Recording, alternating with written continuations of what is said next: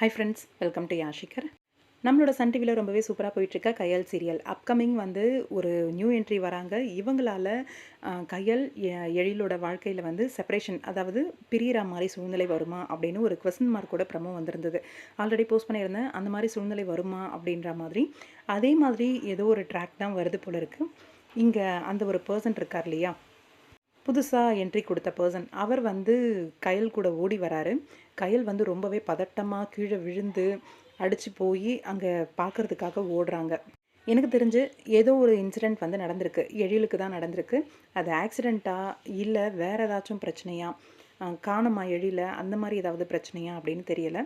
ஆனால் எழிலுக்கு ஏதோ ஒரு பிரச்சனை அப்படின்ற மாதிரி தெரியுது. நடுராத்திரி அந்த பர்சனோட கயல் வந்து வேகமாக ஓடி வந்து கீழே விழுந்து பதட்டம் பரிதவிப்போட ஓடுறாங்க.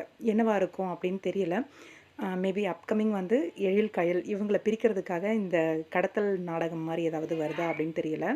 இப்போ தானடா கல்யாணத்தை முடித்து சேர்த்து வச்சிங்க, அதுக்குள்ளே அடுத்த பிரச்சனையா அப்படிங்கிற மாதிரி ஒரு பக்கம் நம்ம ரசிகர்களோட மைண்ட் வாய்ஸ் இருக்கும்.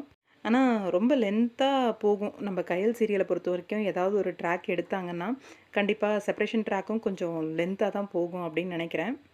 யாரால இந்த பிரச்சனை அப்கமிங் கயல் எழிலுக்கு வரப்போகுது அப்படின்னு தெரியல. வெயிட் பண்ணி தான் பார்க்கணும். உங்களோட கருத்து என்ன அப்படின்னு கமெண்ட் பாக்ஸில் மறக்காமல் கமெண்ட் பண்ணுங்கள்.